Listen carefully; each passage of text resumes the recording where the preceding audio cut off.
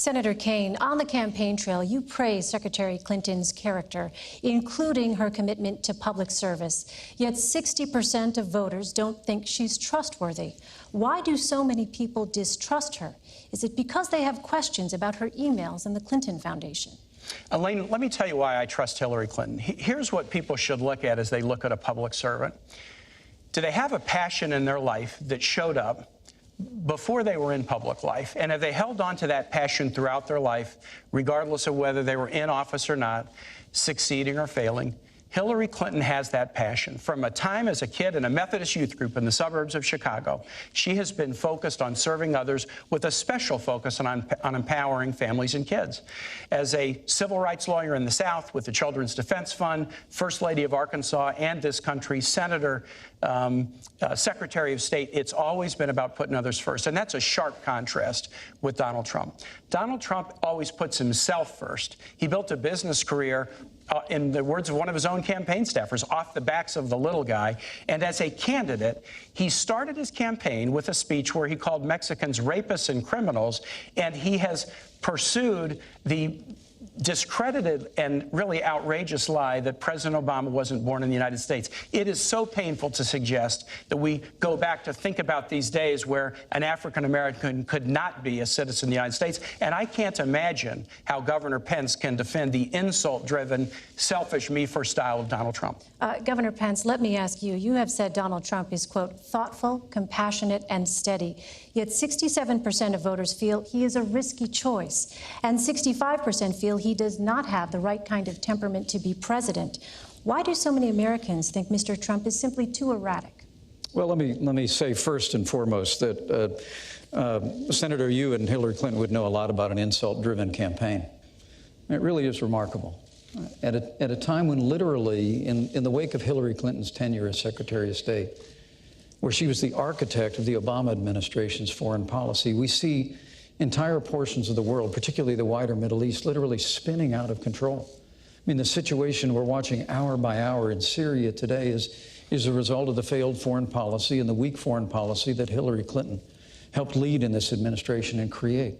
The newly emboldened the aggression of Russia, whether it was in Ukraine or now their heavy-handed approach. Their heavy-handed approach. You both have said Vladimir Putin is a better. Gentlemen, we're going to get to Russia in just a moment, but I do want to get back to the question. In the midst, yeah, Elaine, thank you, Senator. These guys have praised Vladimir Putin as a great leader. How can they defend that? Senator, we do have that coming up here, but in the meantime, the questions were about your running mates. I must have hit a nerve here. Why the disconnect? At a time of great challenge in the life of this nation, where we've weakened America's place in the world, stifled America's economy, the campaign of Hillary Clinton and Tim Kaine has been an avalanche of insults. Look, to get to your question about trustworthiness, Donald Trump has built a business through hard times and through good times. He's brought an extraordinary business acumen. He's employed tens of thousands of people in this country. And paid a few taxes and lost $1 billion a year. But why the disconnect with your running mates? But there's a reason why people question the trustworthiness of Hillary Clinton, and that's because they're paying attention. I mean, the reality is when she was Secretary of State, Senator, come on.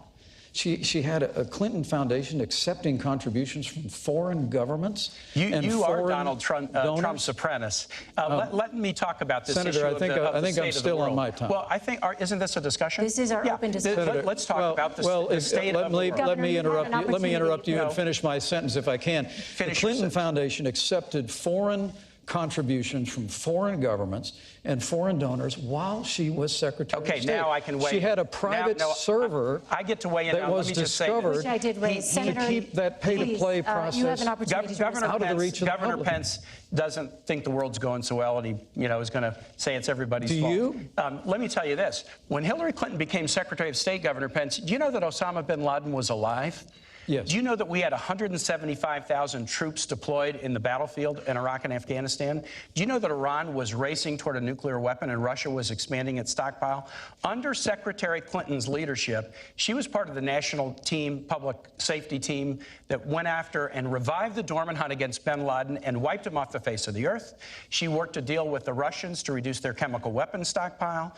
She worked a tough negotiation with nations around the world to eliminate the Iranian nuclear weapons program without firing a shot. Eliminate the Iranian nuclear weapons Absolutely, program. without firing a shot.